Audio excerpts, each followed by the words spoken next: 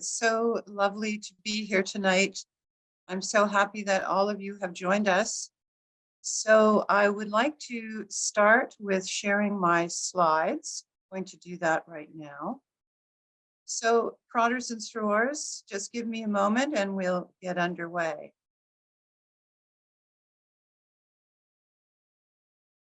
Many of you are familiar with the phrase, if you are a member of an affiliated body, that it is important that we learn to know ourselves. And this is a quotation from Epictetus, at least it is attributed to him.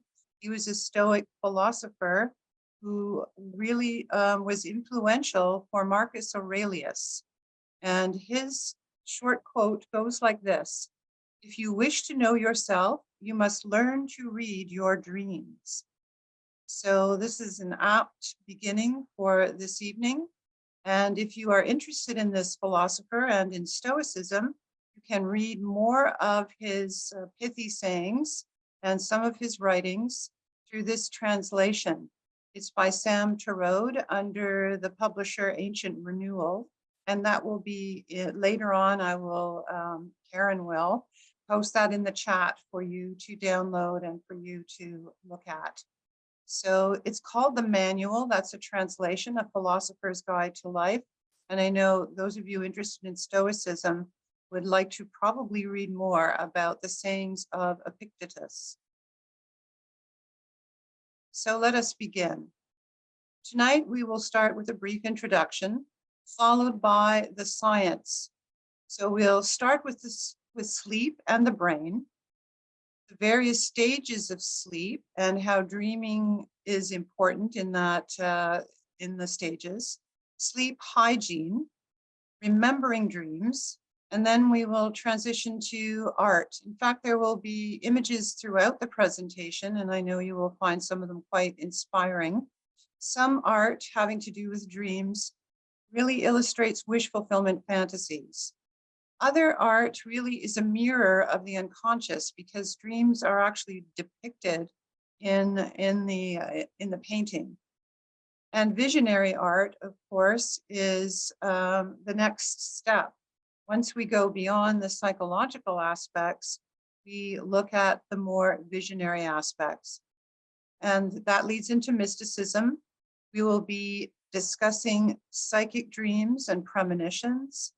We will also discuss after-death communications. And finally, probably most importantly to students of the Rosicrucian order, mystical and initiatic dreams and how we can recognize those. Dreams, as you know, because we all have to sleep, I'm sure you find them often quite mysterious because they can seem irrational, inspirational, curious, beautiful, complex, and even disturbing. They are highly personal. You are your best guide to your own dreams. Books of dream symbolism can be helpful, but only insofar as analyzing archetypal symbols. And later we'll take a peek into the book, I Saw Your Light from Afar, by Imperator Claudio Mizuko, because he has a section on dreams. Dreams are ephemeral. That means they're very transitory. They can be difficult to remember or vanish entirely upon awakening. Some dreams are so vivid that they are long remembered because they communicate special messages to us. And that is the reason I chose this particular image. This young person, Min, from South Korea, is a concept artist. And this image reminded it reminded me of a dream I had as a child. I was very young, and one of the most vivid dreams of my childhood took place in a kind of a dark orchard. There were no leaves on the trees, there were a lot of branches, and this beautiful tiny being nestled in an alcove in kind of the heart of one of the trees. And it was surrounded by light. It seemed to emanate light, and it had beautiful wings. I remember it not because of any kind of plot or action that occurred in the dream, but because this image so impressed me.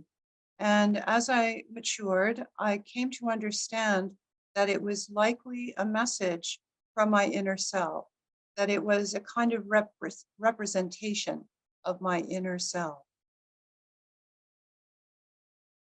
Those of you who study our monograph system, our lessons, will know a little bit more about the pineal gland. Those of you who work in medicine and in the health sciences will also understand some of the functionings of the pineal gland. It's important in especially the female reproductive cycle. It communicates also with the pituitary. And here I found this amazing diagram online. It's showing the neuroanatomical pathway that light takes to reach the pineal. And it's in the resources. You will see that later if you wish to download and look up this particular article because it is fascinating. It's from 2021. And you'll see here how light enters the eye and then communicates with the retina, and then through the nervous system takes this pathway. These circles here are major plexes. And then the blue line shows that it goes down the reticular activating system down to this very large ganglion, and then up through the superior cervical ganglion to communicate with the pineal. And the pineal is here, pituitary is here. Now, your neck isn't that skinny. So the way this is drawn, it looks like this is happening outside the body, but it is not. The superior cervical ganglion is at the base of the skull, and it's a fairly large kind of congregation of nerves. And this is the only ganglion that communicates with the head. And for example, the blush response, sweating, all sorts of things when perspiration breaks out on your forehead has to do with this nerve function. So if you have a look over here at the slide, we'll go through some of the points related to the pineal. Why is it so important? It's part of the endocrine system, and through its hormone production, helps to regulate our circadian rhythms. And many of you understand that term. Really what it is referring to is our sleep and wake cycles. The pineal is light sensitive and increases its sleep hormone production with darkness. So the main hormone, melatonin, goes up when light is not communicating through this nervous system up to the pineal. In darkness, melatonin production goes up. And melatonin, of course, is a very important hormone when it comes to making you drowsy and to help you sleep. Now, I do want to make a little caveat here. If you choose, and it's always your choice, no matter how you treat your health, the monographs and the order makes recommendations. However, it's always your choice whether or not you take supplements. If you choose melatonin, please do consult a medical professional, simply because long-term use can lead to potential side effects. And some of the products that are sold in even in pharmacies or grocery stores aren't necessarily completely pure. Some of those side effects may be depression or daytime drowsiness, and that may interfere with the natural production of the pineal gland. If you have insomnia, there are other ways of helping with that. And cognitive behavioral therapy, CBT for short, can certainly assist with insomnia. So can deep breathing and relaxation exercises, meditation before going to sleep, using a regular bedtime, but we'll get to all of that under sleep hygiene. We also have many Rosicrucian exercises that relate to the endocrine glands because they're very important. And this particular gland, the pineal gland, as was mentioned by Descartes, he wrote that it was the seat of the soul.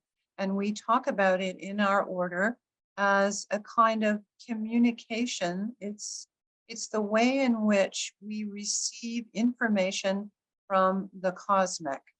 And it's also part of, and you see where it's located here, as part of the midbrain. So in a moment, I'm going to show you a slide of the brain.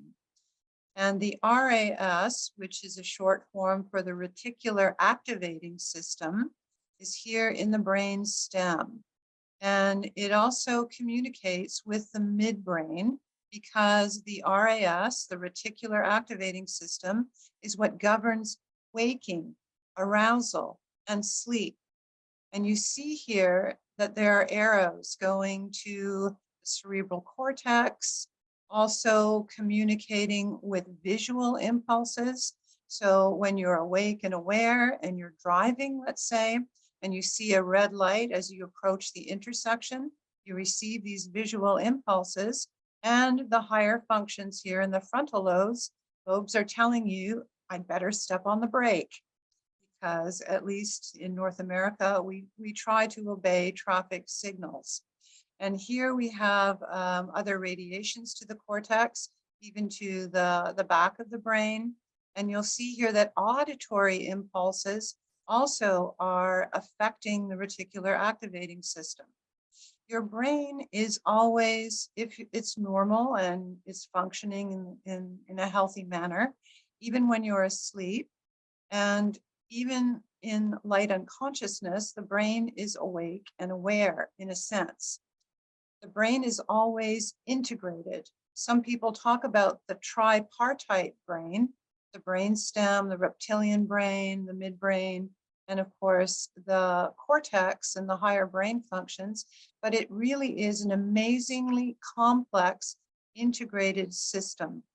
So we have ascending and descending tracks through the reticular activating system. And I'll give you an example. For instance, if you're asleep and your alarm goes off, you hear a sound, or like the smoke alarm, for example, your RAS will wake you up.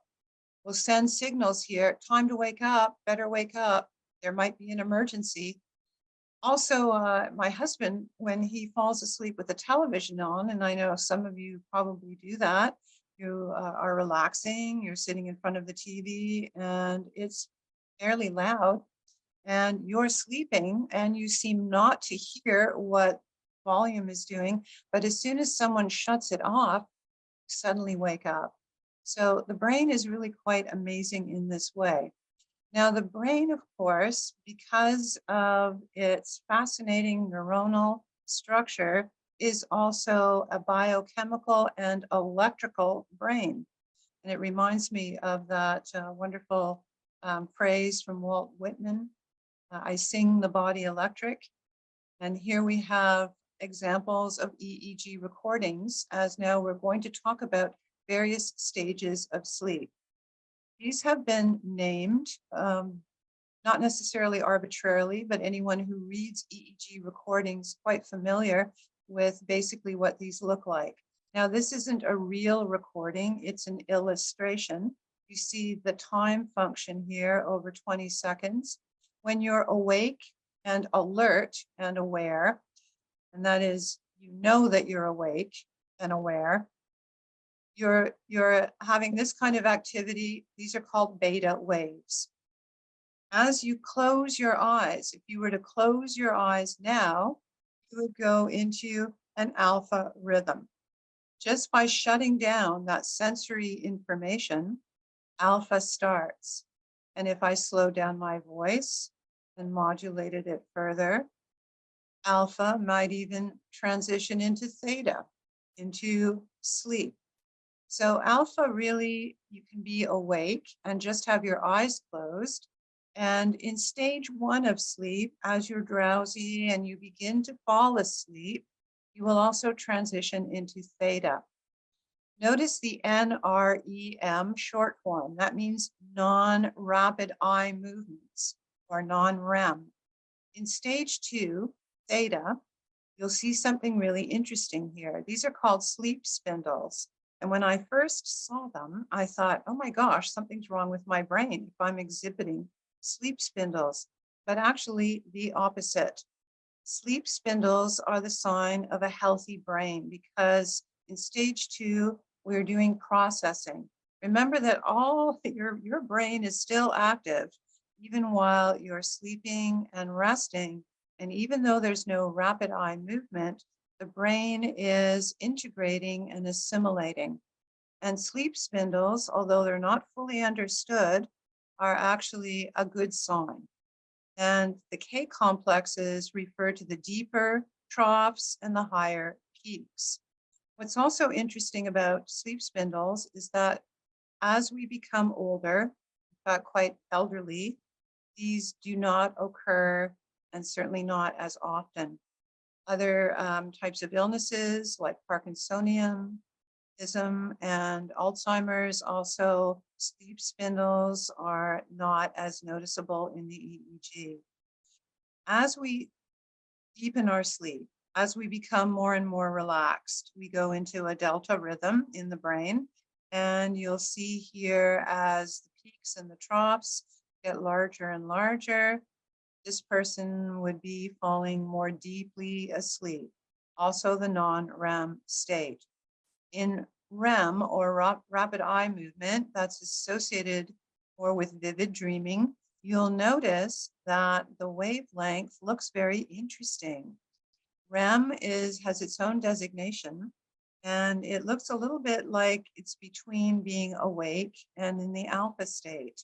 So I'm going to go a little further and talk about these various stages in more depth. Mind you, we're just glossing over these because we still have a few more slides to go. And I want you to be able to understand the science. And then some of the other things we'll talk about will make more sense. So this is again review from the previous slide. Beta waves mean that you're awake, aware, and alert. Aware means knowing that you're awake and conscious, that you are self-conscious. The brain is still alert during sleep, as we said, except in very deep coma or unconsciousness due to ill health or injury or brain injury, like stroke, for example.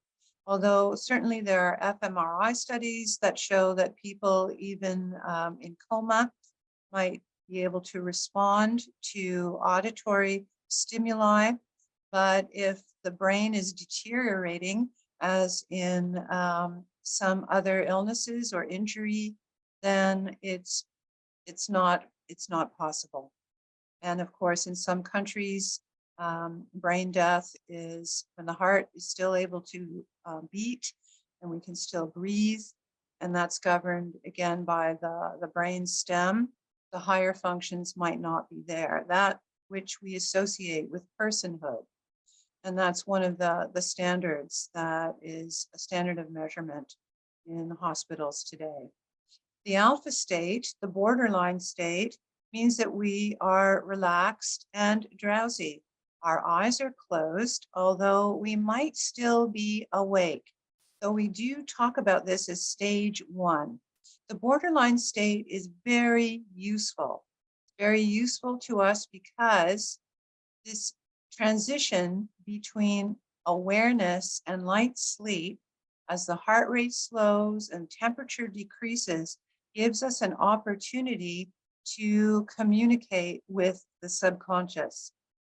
And the alpha state is also noted in meditation, as is theta. Theta has also been recognized in meditation. Very deep meditators can also experience delta.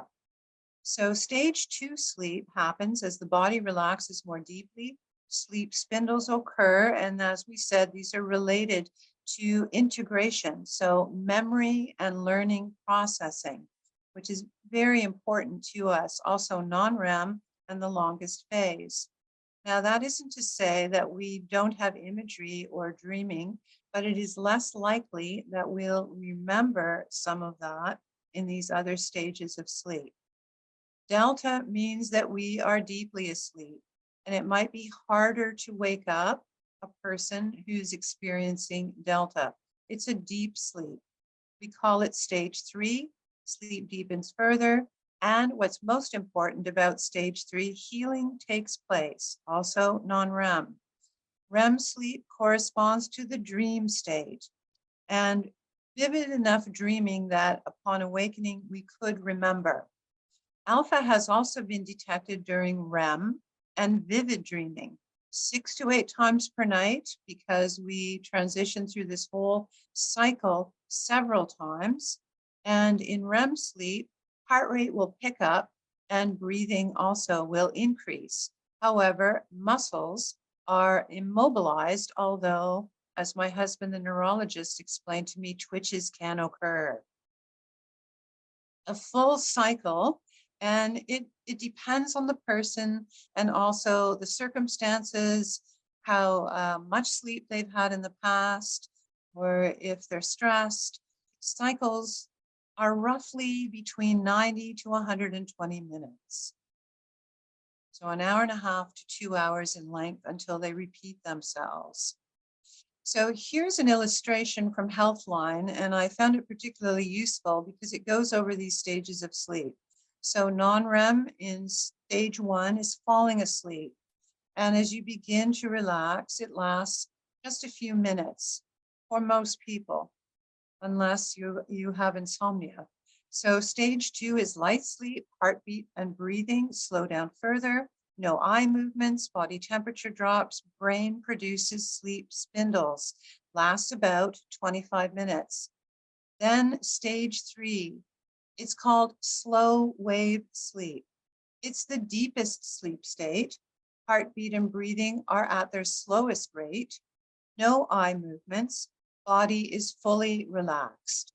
Delta brain waves are present, tissue repair and growth and cell regeneration, and the immune system strengthens, which is very important to our overall health. In the REM stage, which might vary in terms of length of time, it doesn't say that, but it does vary for people. It's the primary dreaming stage. Notice that it says primary dreaming because dreams can occur and imagery in other stages, even though there are no rapid eye movements.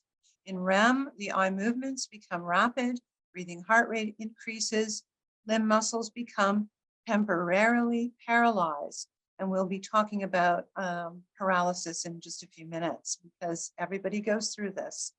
Brain activity is also markedly increased. Now, it's so important to understand when we look at the science of how our brains function, all stages of sleep are important. We can't say that the dreaming stage is the most important because they're all important. Sleep patterns do change over time as we age. Those of you who are young parents know or have had the experience that babies sleep the most overall in a 24-hour period. It's amazing, but their cycles are quite different. They can have a 50 to a 60-minute session with REM occurring immediately. Older adults awaken more frequently. They also nap more and fall asleep more easily in a chair or listening to the radio or in front of the television or reading. And the extreme elderly sleep also in a way much as little children or infants sleep. They sleep for longer periods. Alcohol, caffeine, other drugs can interfere with the phases of sleep by altering brain chemistry. And I want to give you an example. GABA, it's a very long term, which I have trouble pronouncing, so I'll just give you the short form, but explain that it's a major inhibitory neurotransmitter. GABA helps us sleep. It's part of the many brain chemicals or biology that assists the body in restoring itself through sleep. And it has a kind of cycle where it increases over time, peaks, and then goes down. What happens with a drink of alcohol, 1 glass of wine even, and it causes people to feel immediately drowsy because GABA will peak. That's one of its effects. The problem is that then in the middle of the night, once GABA wears off, it's not supposed to, and it wears off because you've used it up earlier, then you wake up and you can't go back to sleep. It's important to understand hypnagogic imagery and muscle paralysis if we're talking about sleep, because these topics come up frequently when people are asking questions, certainly about meditation and sleep. During some of our Q&As, and also I understand that Hugh McCaig has also discussed these. So hypnagogic imagery is an interesting term, and it comes from the same source as hypnosis, but it does not mean that. It's a term that refers to vivid imagery that usually occurs during stage one, that period of time between being awake, feeling drowsy, and falling asleep. These images may be quite visual. They might be auditory, that is, you hear something in the background. It may even sound like someone speaking. It might be a physical sensation, falling, jerking, flying. It can occur, as I said, during the first stage of sleep. And usually once you fall asleep, then that diminishes. And they are considered to be hallucinations. And what makes them worse, even though everyone experiences them from time to time? Usually insomnia and sleep deprivation.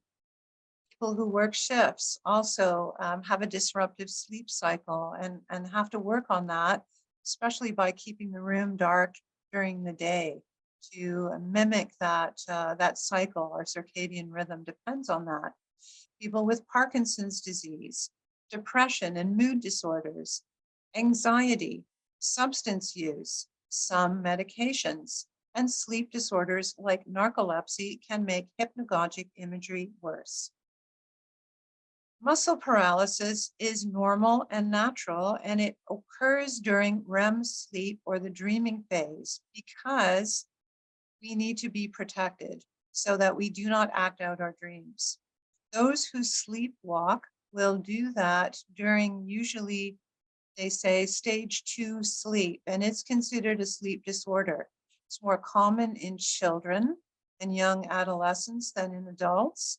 But again, some of the causes may be sleep deprivation, anxiety, depression, mood disorders, etc.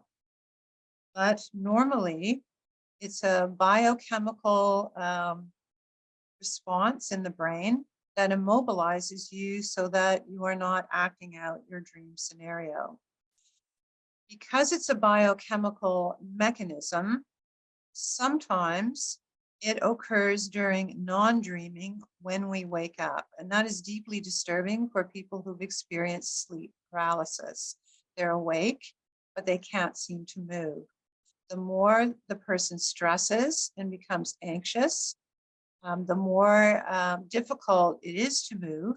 And this is a very rare disorder, and people who have this need to see a physician and preferably a sleep clinic so that they can determine what the cause is and how it might be helped.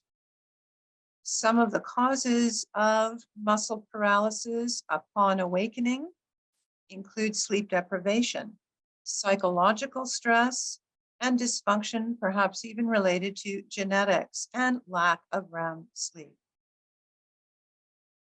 A common question that we often hear is this: is meditation as effective as sleep?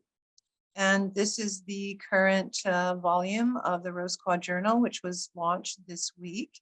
And I invite you to look at the papers. They're really quite exciting. I'm going to give you a short excerpt from the one by Brian Rose.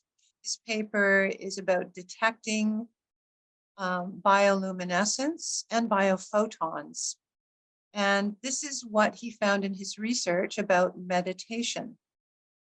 Theta and delta waves, as produced by the brain's neuronal activity as measured by EEG equipment indicative of deep relaxation and an altered state of consciousness, are induced during sleep, but also during relaxation practices like meditation, according to evidence.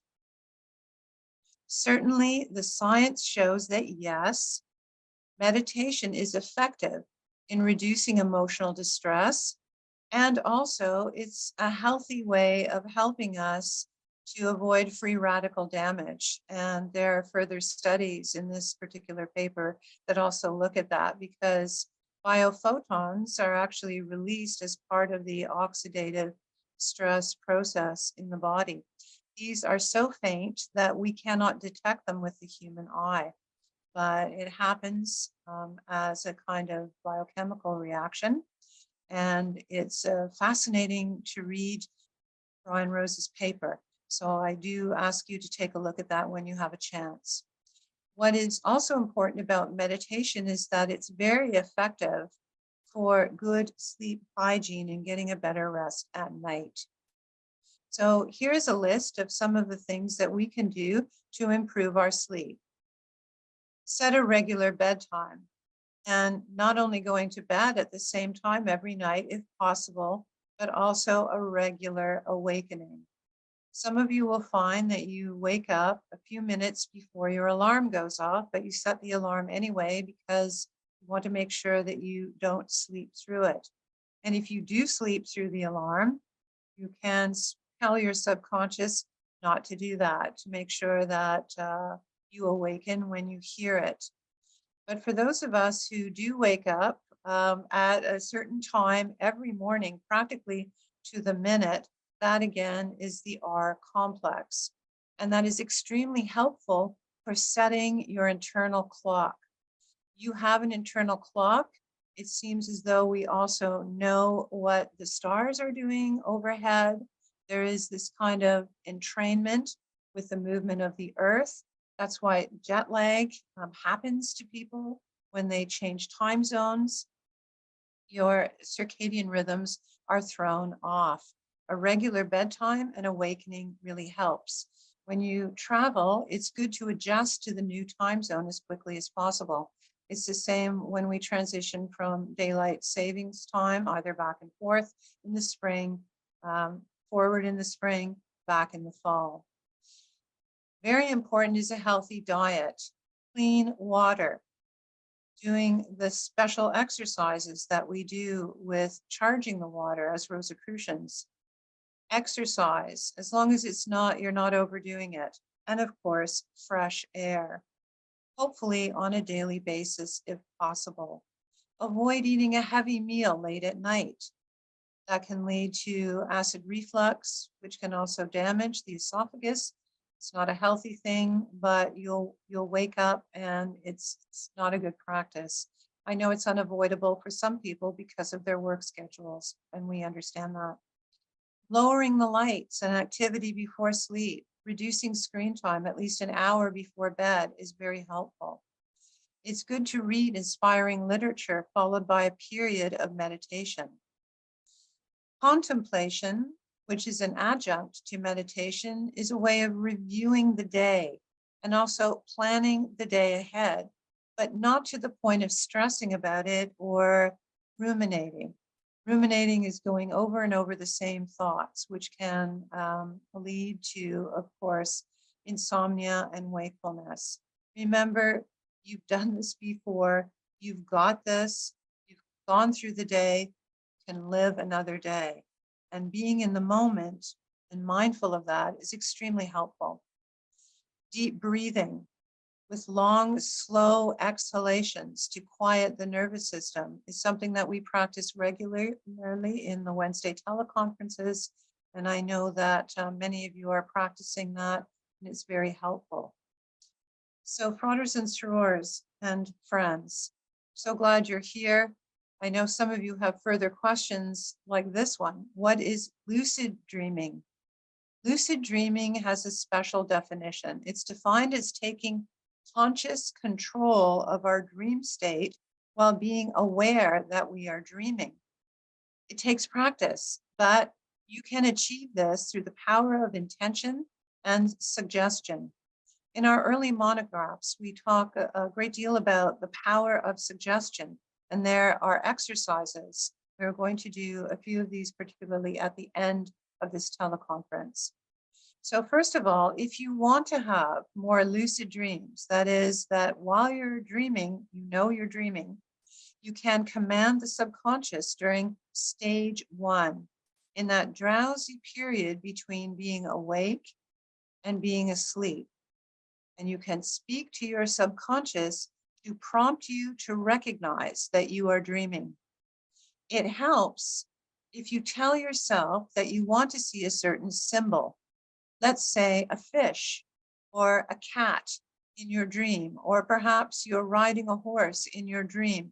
As soon as that happens, you recognize that I am dreaming.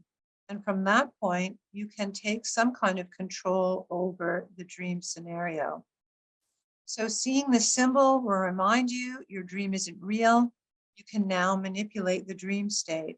Mind you, that may be short-lived. It might be limited and brief, but it is still possible if you want to explore that. How might we better remember our dreams? We're going to see a series of paintings here by this particular artist because he made some whimsical paintings about dreaming. Karl Bülow, and this one is entitled Dreams of a Grandmother and Granddaughter from 1829. And if you look at the grandmother, even though this was done quite well over almost 2 centuries ago, she seems to be sleeping in a hospital bed. She's somewhat elevated. So her bed is somewhat different from the wooden bed that her granddaughter is sleeping in. And it seems as though the granddaughter is now outgrowing that bed. But here the grandmother is covered up and she's smiling. We see her perhaps in these portraits. Here she is perhaps with her husband or partner. And in her dream, we see her reliving the past. The granddaughter's dream, on the other hand, has some other unusual imagery. Looks like maybe a frightened deer. This looks like it might be a fish. Hard to say what some of these other images are. There might be a person, there are lights. And this being that's hovering over them might in fact be an older version of herself, or it might be the mother, or some other communication from the inner self. Fascinating images. So dreams are often forgotten as soon as we arise from sleep. And I know there's been the odd person in, not odd, but a person who said, I just can't remember my dreams. I sleep, I know I'm dreaming, I wake up, but I can't remember a thing that I dreamt about. And there are ways of improving your recollection. First of all, it helps to stay relaxed and to review a dream as soon as you wake up. Don't leap out of bed and start carrying on with the day's activities. Try not to fall back asleep, and you don't need to close your eyes, but review, and the dream will come back to you, and some of its details as well. So if you don't jump out of bed right away, that helps. It's helpful to give your subconscious mind a command during stage 1. Again, before you fall asleep at night, as you're lying in bed, feeling drowsy, I shall remember my dreams.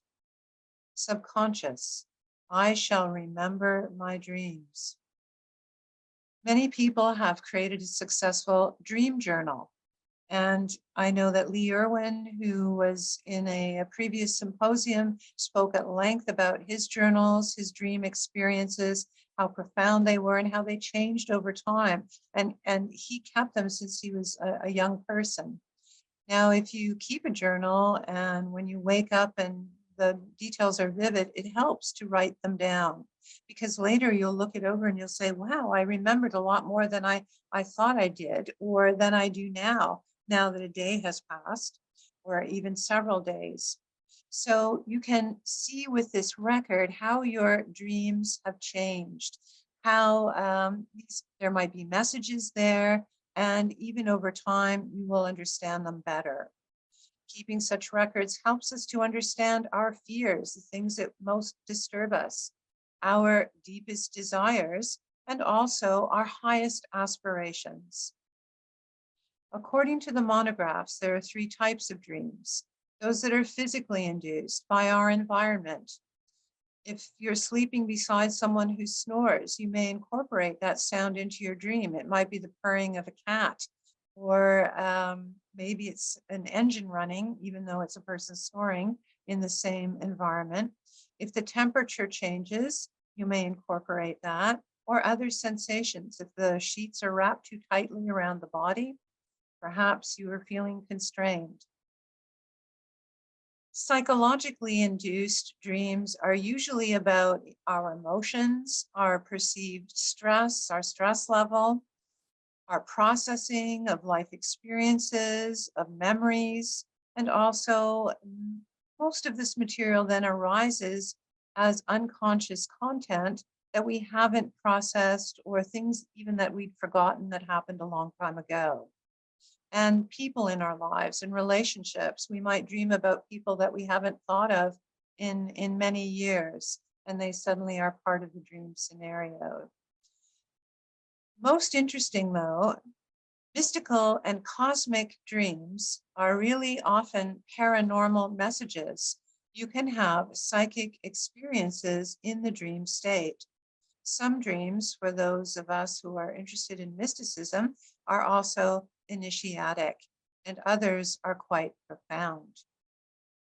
So let's take a look at psychological processing. Here's a rather whimsical painting by Karl Ruloff called Nun's Dream from 1831. And dreams are sometimes vehicles of wish fulfillment fantasies. We see the young nun who's renounced certain things in her life. She's being looked in on by an older nun. And we see here she's having a rather what looks like a romantic dream. Dreams are considered necessary, an essential part of sleep, even if we struggle to remember them. So according to a Rosicrucian manuscript, many situations are confronted and events in a dream are experienced as though they are really happening. Dreams tell us about our conscious needs, unexpressed desires, unsatisfied ambitions, and repressed complexes. Dreams are indispensable to our psychological balance and preserve our psychic equilibrium. More about the art of dreaming. Again, from Karl Ruloff, 1830, A Dream of a Girl Before a Sunrise. And it seems as though what the artist has done here, if you look at the person outside the window, is looking in at us, the viewer. That's like a breaking down of the fourth wall, which gives us an interesting recognition that this is a painting and that we're looking at the painter himself, who is playing a little bit of a joke on us. Now, this young woman is sleeping, she's dreaming, and the contents of her dream are very interesting. Obviously, the painter liked this theme because we have, again, a woman here who represents perhaps the inner self of the dreamer. You see she has a garland of red roses, and she's also dropping red rose petals. This young woman may, in fact, be dreaming about her parents or loved ones who are deceased, because we see here in the dream an image of an older man and a woman, and it's a loving embrace. So this appears to be really quite a beautiful dream. It may also be a paranormal dream. Artists who depict dreams usually show a person asleep, as well as the contents of the dream, as you've seen in the last view by the same artist. The style of these changed over time, not just with this artist, but over time among many artists. The subject matter changed from religious themes to romantic ones, from nightmare images to visionary art. This is a beautiful illustration called Jacob's Ladder, done in 1805. And although this drawing and it's colored here with what looks like watercolor, although this sketch made by romantic poet William Blake depicts a biblical scene, Jacob's Ladder, its design is more mystical than it is religious. If you look at the details, here we see the dreamer prone with arms outstretched. We see him here at the bottom of the image. He's deeply relaxed, and these beautiful beings are ascending a kind of celestial staircase. We see stars in the kind of immediately close to the earth plane, and as they ascend, we see beautiful golden rays of light, and then the sun disk as he approaches divinity. Here's the same theme done by earlier artists. And again, the idea of the celestial ascent is something that we practice in Liber 777 through the celestial sanctum meditation. And here we have angels ascending a ladder to divinity, here depicted as a man with a beard opening in the clouds. But again, when you look at the time period, you will understand that. The 1400s or the 15th century, we have the Florentine philosopher, and I know some of you have heard of Ficino. His idea of vocatio animi posits that while sleeping, the soul can be freed from the corporeal restraints of the body and achieve a higher spiritual state. Here we see the dream of Jacob, as it's called, done by number of artists, so likely in a school, they're learning to paint, French school, and it's dated around 1490. Dreams, of course, are a doorway to the subconscious. Our subconscious self, with its autonomic functions and harmonic regulation of our bodily systems, has its own wisdom. It functions according to natural law. And of course, we can disrupt those systems by our actions and by choosing to ignore the basic sleep hygiene. Dreams are also a doorway, and the subconscious itself has a kind of two-way communication. It allows the conscious mind to be receptive to what we call the higher self, the self with a capital S, the soul or the master within. As such, you can consciously command your inner self via the subconscious to remove bad habits. Stop biting your nails. I was able to do that by giving myself, my subconscious self, a command to stop doing that, to induce better sleep, to stress less, to even have lucid dreams, as we discussed, if you so desire, to stop smoking, to stop drinking, various things that you want to improve in your life simply by speaking to your inner self. It functions deductively. You give it an order to follow, and it will follow that. It's spoken about at length by Grandmaster Julie Scott in the Rosicrucian Digest entitled Radiant Health. So when do you do that? It's probably best accomplished, well, you can do it any time of day, you can do it in meditation, but it's best accomplished during the borderline state or phase 1 as you relax and enter sleep. Dreams are also mirrors, and again, we have a more realistic painting now by Karl Brulov. And here's Svetlana guessing on her future, and that's the translation from the Russian. Dreams can act as mirrors of our future self. Dreams can offer us the opportunity for self-reflection, particularly about the future. Our future self can change us in the present through the vehicle of dreaming. Oniromancy, as it's pronounced, oniromancy, or the art of foretelling the future through the interpretation of dreams, was a standard practice in the temples of ancient Egypt. It was thought that dreams constituted in themselves initiations into the afterlife. Now, we spoke that this book was just released earlier this week by Claudio Mizuko, our Imperator. And I want to point out something really quite wonderful that most of you already engage in. It's called transcendent thinking. That means seeing the bigger picture. Instead of having a knee-jerk reaction to events or conversations, news items, things that you read in the paper or you see online, you pause for a moment and think about the bigger picture. What exactly, how does this relate to the rest of the world, to humanity in general, to economics in other places, to overall health, to the environment? That's called transcendent thinking. Young adolescents who engage in that, and a recent study was just released about this, young adolescents actually increase their level of intelligence by engaging in transcendent thinking. And it's not too late if you're not an adolescent, you can do that even now. Here is another quotation from I Saw Your Light from Afar. When we dream about our future with a plan or a hope, we enter a subjective state and for a few moments lose contact with the world around us. On what we might call the mental or inner plane, such moments often come with emotions that give life to the dream.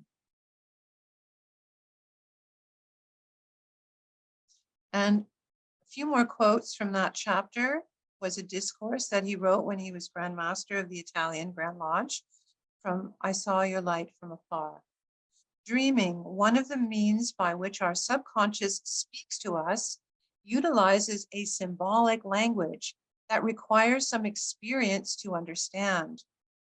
A sequence of images and emotions often conveys aspects of our personality that need to be understood, transmuted, and integrated, where interpreting them in a logical way would lead us astray. This is also one of the reasons why the order tells us that we should not ask others to interpret our dreams, because they are messages concerning our innermost nature, and the use of symbolism, which is intimate to us alone and which cannot be fully grasped by anyone else. Now, there is another use of the word dreaming, and that very special speech by Martin Luther King Jr., I Have a Dream, is really about that, about envisioning things that do not exist, not only about the future, but also in terms of mental creation. And this is a lovely kind of pen and ink drawing with color that's called Dickens' Dream by Robert William Buss. And it's in the Charles Dickens Museum in London in the UK. And here he is in what we would call perhaps, and this might be a kind of pun, in a brown study where he has his eyes closed and he, or maybe lowered, he seems to be talking to a little person on his lap, one of his characters. And we see visions here of various characters in different scenarios, perhaps like Gradgrind in Hard Times, also the death of the mother in that particular novel, which really impressed me, by the way, when I read it some years ago. But these are scenes, and he's reenacting them in his mind. So Rosicrucian students are encouraged to engage in creative dreaming as a form of contemplation and as an adjunct to meditation. I know sometimes in the past you may have been criticized for being a dreamer, for not paying attention because you were thinking or fantasizing or engaging your imagination. But this is a really important creative function. The idea is to take time out to allow creative ideas to flow by engaging what Jung called the active imagination and what H. Spencer Lewis called mental creation. Now, this is related to also the dream or kind of that borderline state between being awake and being asleep, kind of meditative state that we can enter. And it relates to this important scientific discovery of the benzene ring. It's a good example of creative dreaming.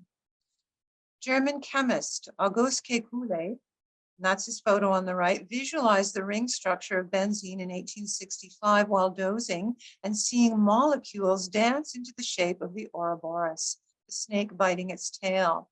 And it's discussed in length in Dirk Mayer's paper, Survival of Consciousness and the Anticipation of an Afterlife Based on the New Physics, in our latest journal that was released on Tuesday, the Rose Squad Journal.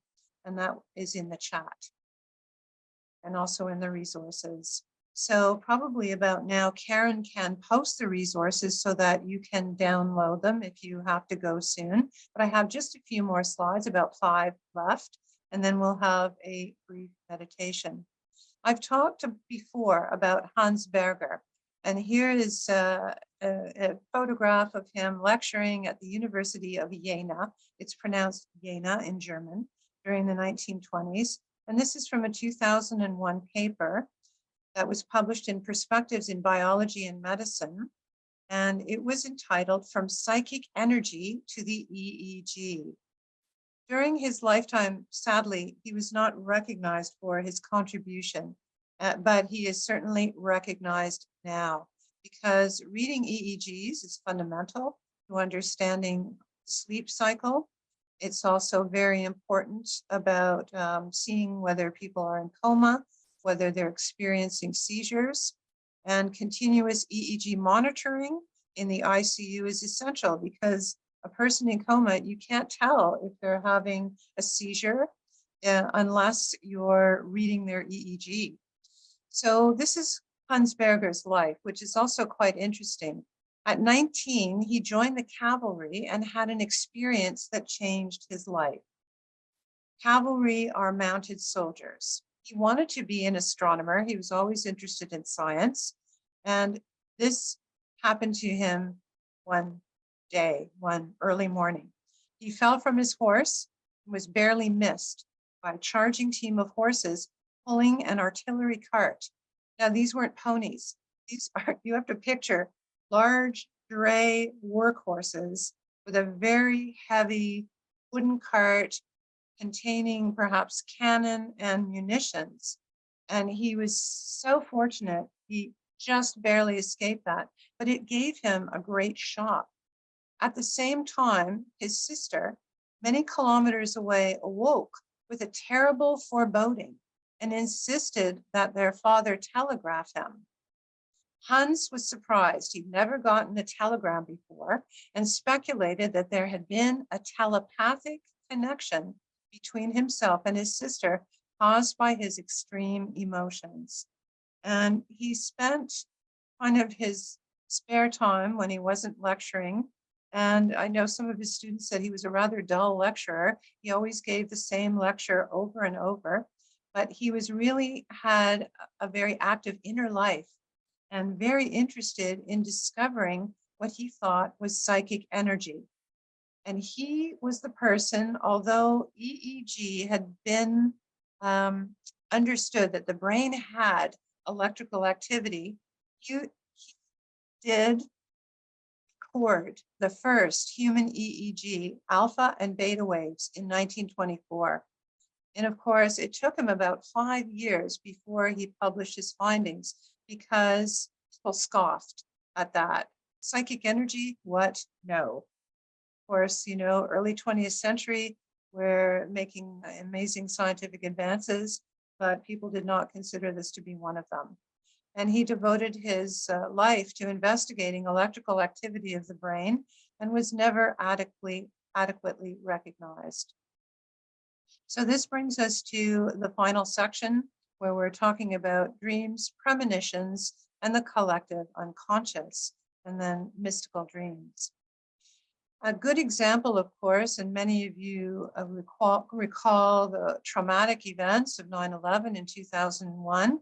Many people experienced dreams of aircraft flying into tall buildings as a collective experience. My own daughter, who was 14 at the time, had a dream very similar about a week before the actual events. And that was quite striking. And many of you also perhaps had recurring nightmares after the fact, and certainly do so even now when worried about world events, war and suffering in different parts of the world. And Jung would explain that as our tapping into the collective unconscious, that through the subconscious self, we are able to communicate with others. Furthermore, intuitive dreams may be very personal to us and not collective at all, but they might involve strangers. And here's an example, and this actually happened to me. For instance, a dreamer could experience a traffic accident, then later find out that such an event actually happened to others at about the time of the dream. I was teaching school. I was in class in the morning, and one of my mature students who was never late, he was never late, but today he was late. And we asked him what had happened. He said the traffic was backed up for kilometers, for miles, because there had been a serious accident. And I was shocked because that morning I had dreamt that I was a woman, a passenger in a car, and a young woman was driving, and the car hit the back of a truck in fog. And the dream ended suddenly. And then we found out later that this was, in fact, the case around the same time as. Also, this is a short form that many of you are familiar with, ADCs. It's not ABC, it's ADC, which is short for after-death communications. It is possible to dream about your own transition. And unlike some people who are superstitious might say, well, if you dream about your own death, you will die, but that's not true. You can dream of other people's transitions, and they may not have passed at all. That may be a psychological processing because you're confronting things that are concerning to you, particularly about loss, let's say. Many people also report receiving messages in dreams, whether they're auditory, visual, or sensory, like a perfume or an aroma of pipe smoke before or after the passing of a loved one. That could be a spouse, a parent, close friend. And in the case that I want to share with you, I had a kind of an auditory experience where the voice of a very close friend of mine was replicated, and his manner of speech too, which we call the idiom, the one who had passed through transition. 2 months after the transition of my friend, I dreamt that I woke up because I heard the phone ringing. And in my dream, I got out of bed and went down the stairs, answered the phone, and it was Alan on the phone. And he said to me, Ingrid, I just wanted you to know that I died. And my response to that was, oh, Alan, I'm sorry, I know. And then I woke up. But it was so vivid. I truly felt that we had some kind of connection or communication because I recognized his voice, even though I had not heard it in person for many years. He was in Montreal when he passed through transition, and I was in another part of Ontario. A new term that I learned just recently, actually by working on the Rose Quad Journal, is this phrase, peak in Darien.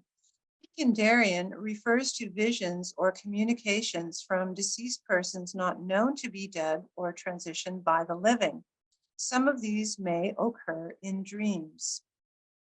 From a poem by John Keats about the Spaniards' surprise, Cortez and his men, they found Panama and they stood on a peak in Darien.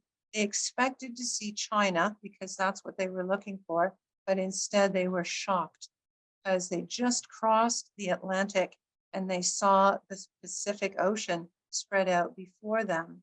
So this phrase has been borrowed. It's from the book by Francis Cobb, published in 1882, of the same title, about deathbed visions, or DBVs as they're called, had by those about to pass. So if Karen, if you haven't posted in the chat yet, please do so now, the resources, because I know I'll be just another perhaps less than 5 minutes. And I know people will want to leave shortly. So you can download the PDF to your computer, or I don't know, perhaps even to your phone, and you can look up many of these resources afterwards. So there are other types of ADCs, or after-death communications. They're from usually deceased loved ones that communicate in conversation. And they do that with their living relatives and friends through the medium of dreams. And why is that? Because the subconscious mind is open to impressions from the cosmic.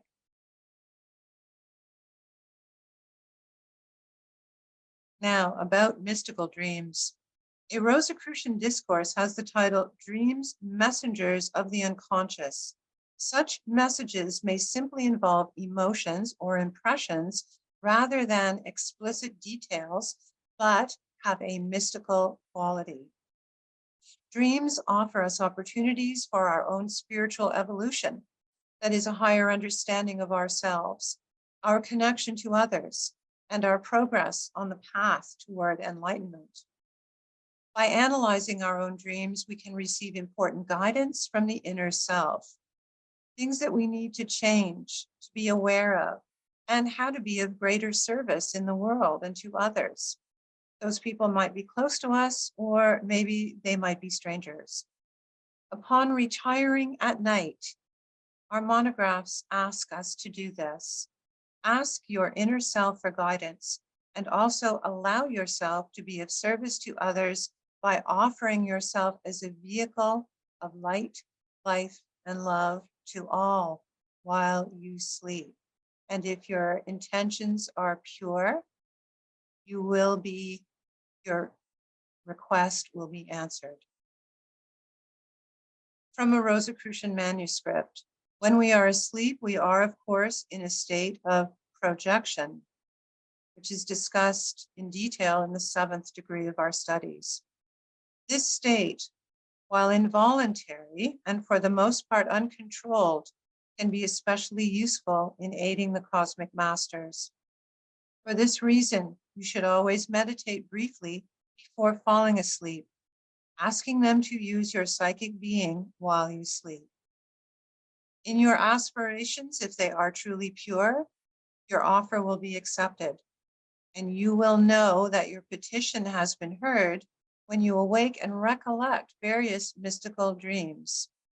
And putting yourself at service on the highest level of your being is also very protective. You are protected in that state, so don't be afraid to do that. Thus, while you sleep, says the manuscript, a part of you is working on the psychic plane with the forces of light. Initiatic dreams. How can we tell if a dream offers us an initiation?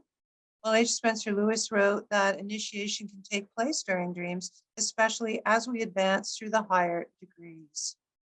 As vehicles of transformation, dreams give us a strong knowing or inner sense of rightness and even rectification. And we recognize the symbols within the dream as constituting an initiation as we reflect upon them later. Thus, dreams can advance us to a higher level of consciousness, and what we mean by that is to higher planes of vibration. And again, from that wonderful book just released by the Imperator, analogies, metaphors, and associations are the language which the soul uses to express itself. To understand them requires a kind of harmonization rather than a logical, rational analysis. And that can be done by asking your inner self for the answers during meditation. This is also typical, writes the Imperator. It is also the typical language of an initiatic ritual, which uses metaphors, symbols, and analogies to retrace the adventure of the incarnation of being in matter. That is, we are incarnated in this form right now, in the here and now, where we can be most effective. This is our opportunity to learn certain lessons. Its interpretation reveals to the initiate, that is, the initiatic ritual, the meaning and hidden significance of the various processes of nature. And you can better understand yourself and the things that you need to learn while you're still here. This beautiful painting is entitled Initiation. It's acrylic on canvas. It's part of the Smithsonian collection of American art. And finally, the initiatory dream of H.S. Lewis, because many of you are aware that our first Imperator in America wrote about his initiation in France. and he drew these sketches. He was also a fine artist. In his seminal work, and it's called A Pilgrim's Journey to the East, Spencer Lewis expresses in letters to his wife Molly how he passed through a series of tests and finally met those in France who had carried on the tradition of the Rose-Croix over the centuries.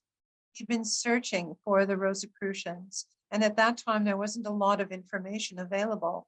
And he was led to this place near Old Tolosa, and he was initiated into this ancient order on August 12, 1909. Part of this experience was a physical journey. The other significant aspect was an inner initiation. He slept for 3 hours afterwards, in which he repeated his initiatory experience at a higher level. He never wrote about the details of that experience, but he led his wife to believe in his letter to her that this is what occurred. In summary, dreams are a bridge we cross to reach the spiritual world, and they allow our soul to communicate with it. Dreaming, scientifically speaking, is a healthy and necessary means of integrating brain function. It is a way of processing daily experiences, emotions, and memories. Physical and psychological imbalances can disrupt our natural sleep cycles. Dreams can transmit information via the subconscious mind to our objective consciousness.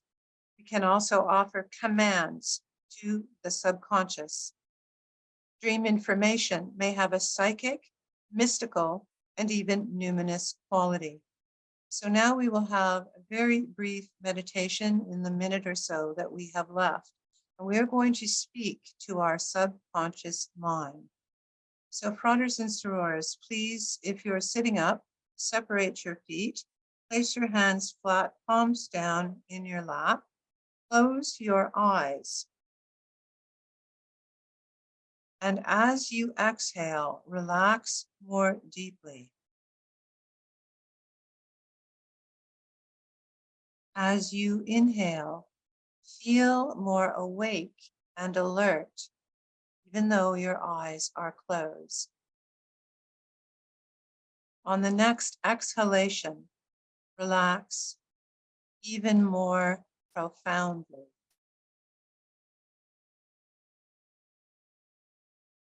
Now take a deeper seat in yourself. As you inhale again, and slowly exhale. And say with me this important invocation as we communicate the highest plane of consciousness that we as human beings are able to access. May the sublime essence of the cosmic infuse my being and cleanse me of all impurities of mind and body, that I may enter the celestial sanctum and attune in all purity and perfect dignity.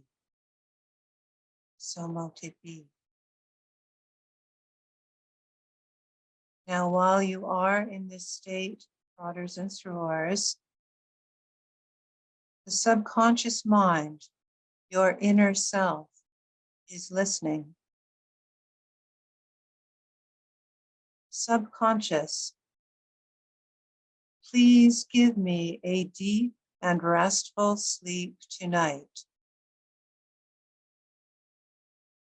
Subconscious, please give me a deep and restful sleep tonight. Subconscious, please give me a deep and restful sleep tonight. Subconscious, please give me a message, a psychic contact, or a mystical dream tonight. Subconscious, please give me a message, a psychic contact, or a mystical dream tonight. Subconscious, please give me a message, a psychic contact, or a mystical dream tonight. Subconscious, help me to awake, rested, and remember my dreams. Subconscious, help me to awake and remember my dreams. Subconscious, help me to awake, rested, and remember my dreams. Subconscious, please use my being as a vehicle of assistance to others in aid of the cosmic masters and my higher self, the master within, this night and every night. So mote it be.